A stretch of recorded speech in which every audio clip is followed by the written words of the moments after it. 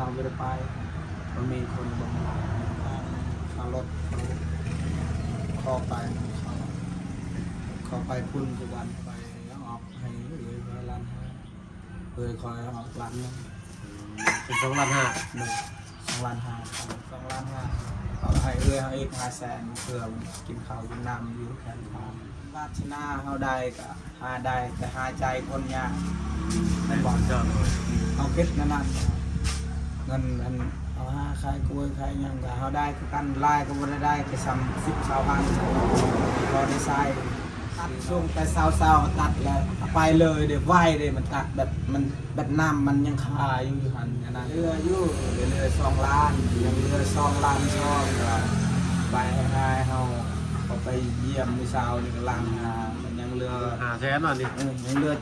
700,000ประตูต่างๆไปไหนเนาะใส่เด้น้องซอนนี่เนาะใส่เด้อยู่เพิ่นครัวบ่ฮึอ๋อโตเป็นยังกันน่ะฟื้นบ่มันเอาไปใส่เฮ็ด ปีนี้คอมันเขา ปีนี้ไปคอลำมันบ่นี่ โดย ไปใส่โอ้ลายดีนี่ผู้บ่าวมันแก้วโมเมนต์ที่เนาะผู้บ่าวมันสับปะหลังเนาะมันตาย มันตาย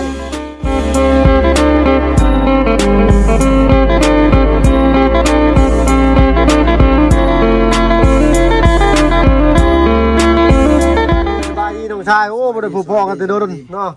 เอาลุง FC หลายคนก็ถามหาเนี่ยโอ้ยถ่ายน้องซ้อนมาให้เบิ่งแน่เพิ่นว่าช่วงนี้บ่ค่อยเห็นน้องซ้อนเด้อพี่น้องเด้อเนาะทางน้องซ้อนเพิ่นค่าวิอ่ะจะว่าค่าไปอันคอลำมันนี่บ่จักโอ้เอาเป็นไดมื้อนี้คือได้ว่างมื้อนี้วางแล้วมีเขามาใช่เอาเพื่อนไผน่ะ บ้าน อ๋อเพื่อนผู้บ้าน วันเก่า เพื่อนผู้บ้านเก่าเพิ่นมากอย่างนั้นน่ะ ประมาณเขาเสร็จดอม ดองลูกสาวแล้วหั่นบ่ ดู น้องยังก็ น้องแซมน้องเล่ม น้องแซมน้องเล่ม น้องแรมอันน้องแซมนี่ต่างหาก น้องแซมน้องแซมเราเป็นเพื่อนเราเลย อ๋อน้องแซมนี่เป็นเรื่อยบ่น้องเราได้ผัวก่อนผัวบ้านแดน่ะ อันอะไร บ่อะไรโอ้อะไรน้อยเนาะเบิ่งพาอย่างเลาะเบิ่งเนี่ยเอากราบทักทายเด้อพี่น้องเด้อเนาะกราบทักทายสบายดีใหญ่ใจดีและ FC เบิร์ดทุกท่านที่เข้ามาชมช่อง YouTube มาเพิ่งเคยหลายคือเก่าโอ้แต่แล้วโซ่ผูกไว้เนาะประตูบ่อยู่ก็เงียบแป้นเดินๆเนาะเนาะไปขอมันไผนี่คือหลายเด้อเนาะมันสะออนนี่บ่ แม่นได้มันซ้อน บ่แม่นบ่มันมันเอื้อยผู้ที่เพิ่นมาหั่นน่ะ โดย เนาะ มันเขา เครื่องหนึงของเพิ่นเครื่องหนึงของเจ้า นี่เขาสิตัดสิจักยังบ่ได้จักเขายังเขายืมอยู่ จักกันยืมโอ้ยคือบ่ฟันเนาะน้อง ยืมเขาให้ยืมมาตัดสิจักง่ายกว่าเขาเมียนแบบนี้ข้าวเดียวเด้มันเขาตัดนี่หมดมือช้ำนี่ก็พอให้เห็น โอ้ยใหญ่ว่าตัดเอามวนกลัวมันก็บ่ได้นาได้ตัดเพราะว่ามันได้น้อยนะได้น้อยได้ซ่ามัน จ้าเนาะ เขาได้เฮ็ดเวียกนั่นตัวนี้ได้ แล้วอันนี้ได้เฮ็ดแต่อย่างเดียวติ ม เอาเนาะน้องเพิ่นว่าแนวนั้นก็แนวนั้นแหละพี่น้อยเนาะ มัดยังเขายืมเขาให้เทือน เขาจะยืมไปตัดไม้ให้เทือน โดยไม้แบบไม้เขาให้เทือนเลยแบบเทือนซอยเขา เทือนนี่บ่ มันตัด ต้นมะขามก็ตัดไปแล้วต้นมะขามหวานครับนี่เนาะ เขาตัดเสร็จจากที่อาจารย์ให้นั่นแหละ จากอาจารย์บอกมา ลายละทางอาจารย์ อาจารย์ก็สิได้บุญหลายเนาะเขาก็แบบซอยตามที่อาจารย์ว่าแหละ อาจารย์แบ่งปันก็แบ่งปันต่ออีกเนาะ เอาปั้นก็มือบุญมือนี่จากเอาเมื่อวานนี่ก็มันนี่ก็ตัดทางกกไม้เนี่ยแบบกกแถวบ้านนี่เด้เขาให้มาซอยเขาก็ตัดซอยแบบคันก็ตัดไม้ขยุ่งไม้ย่างก็จ้างเงินแล้ว ตัดไม้ขยุ่งไม่ดูมันยังอีกจ้างเงิน โดย เอาไปนั่งเว้ากันอยู่ในจังน้อยพี่น้อยเอาหมุนปากกล้วยเว้ากันอยู่นี่ก็ได้มียังอันนี้ไม่ยังต้องสอนอันนี้ไม่ยังอันนี้ ไม่เฮ็ดตื้น โอ้ไม่มาตัดอีกพื้นซื่อนี่โอ้พื้นมากลายนี่เบิดเลยบ่นี่เบิดเลยสิไปเอาพื้นนี่ใช่ป่ะนี่ คาเวียกแม่ช่วย คาเวียกแน่ก็เลยยังบ่ได้ไปหาฟืนซ้ำเป็นได้ฟืนไฟนี่ของโคตรได้คือเก่าบ่เนาะ ดีที่เขาดีคือเก่า ด้วย เด้มันเหลืองอยู่หน่อยหนึงแต่ก็ใส่ได้อยู่พี่หน่อยเนาะใส่อันทั้งตู้พอยังลงมานอนนี่คือเก่าบ่น่ะ นอนเถื่อนอนอยู่เพื่อนมันไม่ได้มา ช่วงนี้บ่ได้มาไม่ยังอันนี้ลามยังนี่เนี่ยลามยังเหรอ มันลามมันสมัยมันจูด เฮือนซ่านบ้าน2น้องเพิ่นก็ยังบ่ได้ลาบ่ได้ลงไปเลยเนาะไปได้พักหญ้าคาหุ่นเท่าน้อง เที่ยวมันแล้ว อู้ แม่ตลอด แต่ตลอดพดอยู่บ่นี่ มันจะตายมันเลย มันเบิด แบบคือโลกเลย มันเบิดช่วงเมื่อไหร่พี่หน่อยเนาะเพราะว่ามันเบิดช่วงอันนั้นแหละ มันเป็นมากเลย มันเบิดช่วงกินช่วงอ่อนเลยมีแต่สิแก่ที่ไปซื้อบานนี่โตพี่หน่อยเนาะพักหญ้าคาหุ่นมาคุงเหลือแต่เอาหงนี่แหละนี่เหลือจักโตบัดนี่3โต5โต มันแล้วมีฮักเกิดใหม่มัน ถ้าเกิดใหม่วัดโอ้เกิดก่อนนั่นเรียบร้อยคนคอกินจะเบิดดิ เรียบร้อยมัน เออเนาะในห้องน้ำห้องในเบิ่งเลาะเบิ่งกันพี่หน่อยเนาะว่าเป็นอะไร ยาม โอ้เนาะโอ้ท่าใหม่บ่สี โดน โอ้งามเด้อท่าสีนี่เนาะ ตาเอง ท่าเองอีก สดีแสดงมีบุหูทาสี งามแล้วสมิวได้สนิทก็โอเคแล้วนี่เนาะโอ้เราเห็ดแบบคุมโทนเลยพี่หน่อยเราสีแบบว่ามืดเขาลดนี่โอ้สีอันสีเปิดมะขุดเนาะใช้นอนอยู่บนเช้าทำความสะอาดบ่อนี่หรือว่าใหญ่บนนอน แม่บนนอนทำความสะอาด ใหญ่บนนอนทำความสะอาดโอ้รถใหม่ยังไม่ได้ป้ายบ่รถใหม่นี่บ่าวพี่หน่อยเนาะยังไม่ได้ขี่ไปใช้สมุดจักรนี่ ขี้กัน ขี่อยู่เนาะ โดน อุ้ยมันก็ได้2,000 โลหนึ่งพี่หน่อยเนาะขี่น้อยอันนี้นี่2,000 โล3-4 เดือนเลยนะเนาะเนาะมันใส่ไปหันไปนี่ก็ถือว่าน้อยได้แต่ว่าถือว่าหลายแต่ว่ารถคอยนี้ซื้อมาปีหนึ่งเงินได้20,000 โลแหละบ่ฮอดปีดิ6 เดือนเนี่ยได้เป็น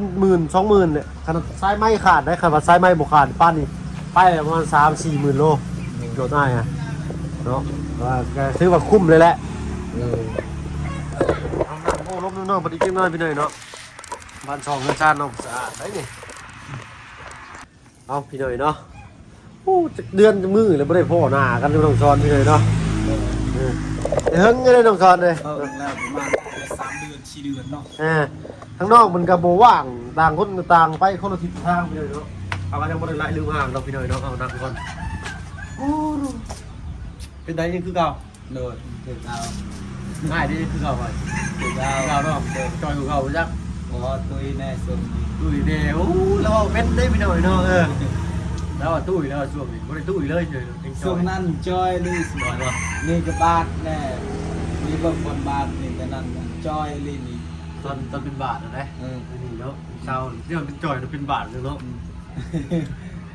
อันตรายเลยมันจะเป็น เมื่อเรียกงานเนาะส่วนนี้คล้ายๆเนาะ ใครมันก็คือเก่าไอ้น้องสอนเลยกลับไปกลับมากับเมื่อยคือเก่า คือนั่น เป็นได้สวนกล้วยได้เขาไปอยู่บ่ ไปอยู่คล้ายเบอร์เวียด ในเงินร้ายบ่ใครดูแล ใน อยู่ ประมาณก็ได้6แสนเงินเวียดก็ประมาณ4 แสนบาทเพื่อเอาไปยามเขาอยู่บนเขา2 คนไปยามมื้อนี้เราไปแต่เช้า เอ้ยเจ้า โดย พยายามไปพยายามมาเจ้า โดย เจ้ากับเจ้าออนบ่ โดย พยายามมาเจ้าอยู่หลุมพุทธ โดยเราไปมื้อนี้ไป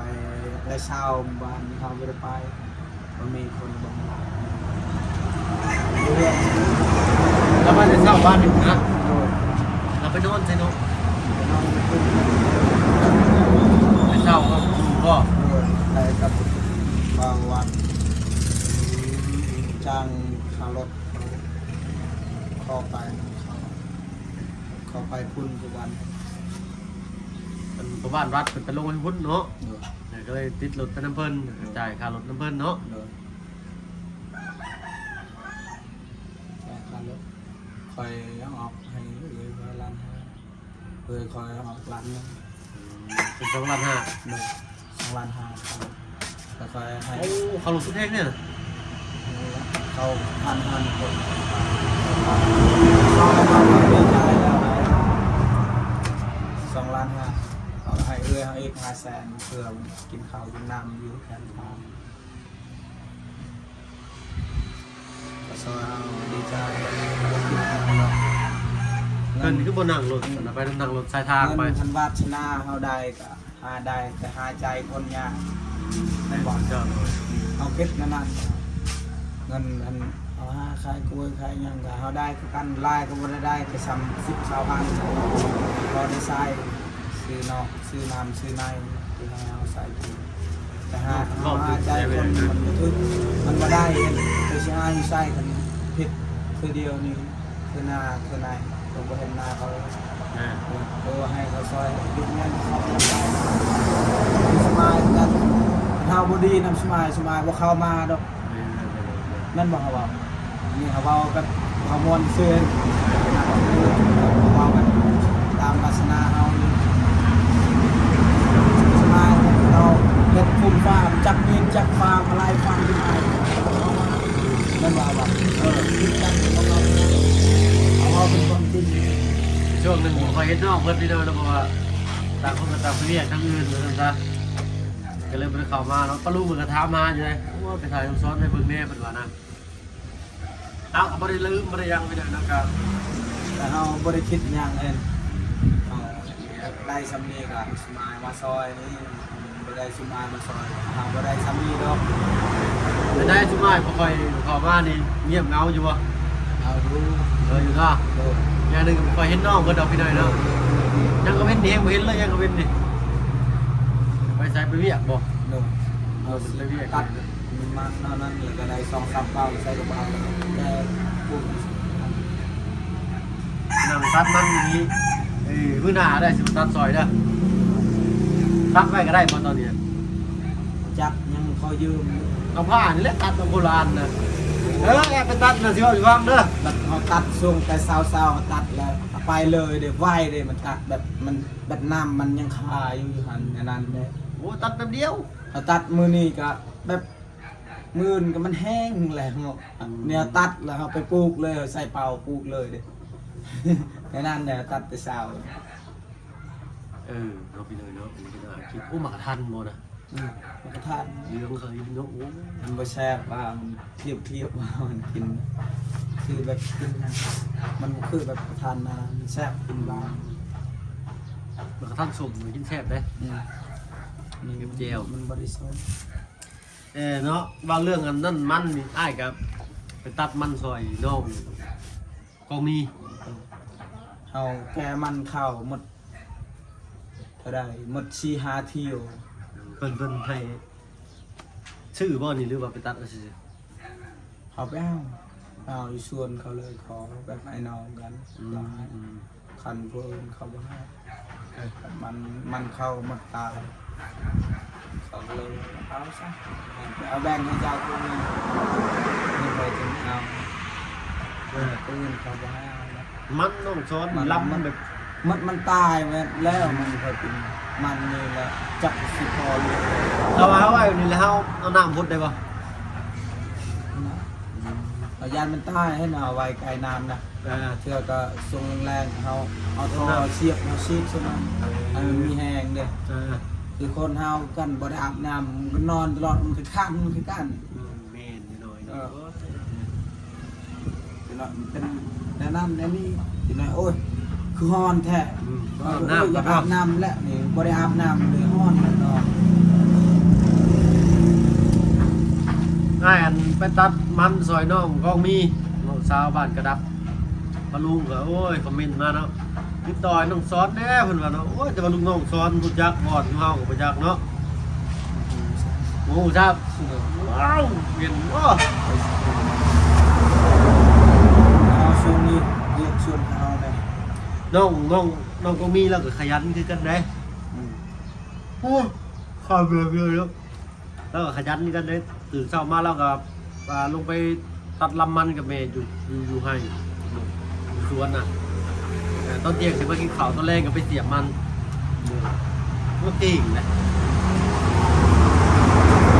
ไปคิดว่าลงไปอยู่เรามี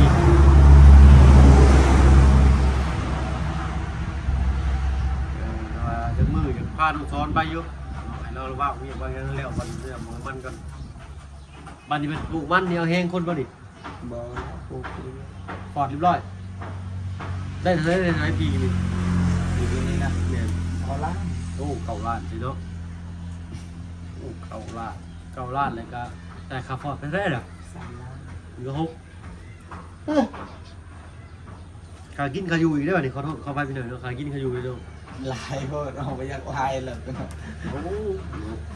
เดินลายพวกอย่างนั้นแล้วก็พอเรือได้เก็บในกำอยู่ที่ เรืออยู่เรือ2 ล้านยังเรือ2 ล้านช่องก็ไปให้เฮา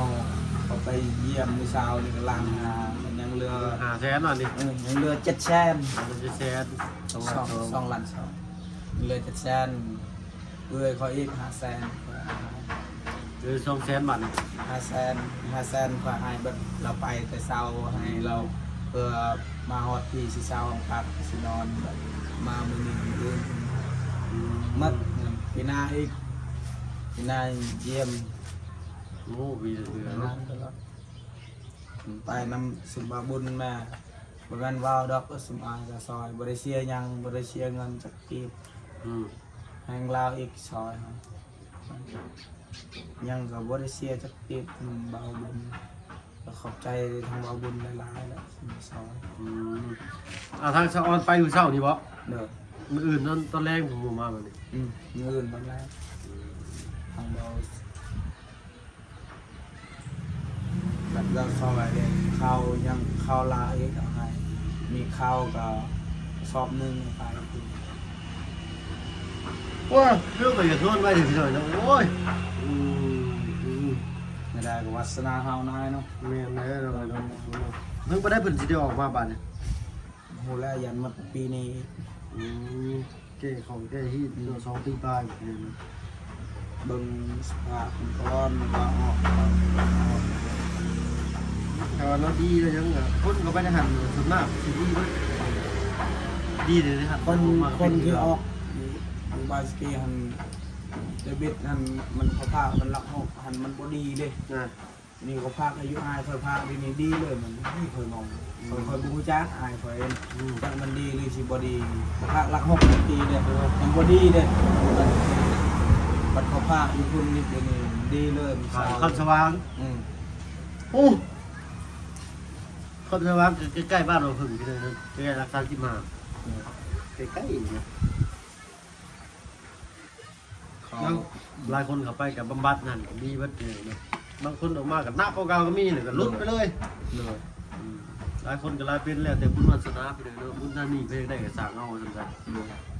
นี่ก็คอนำเข้าคอแบบคอสายน้ำมันรถเขาจะไป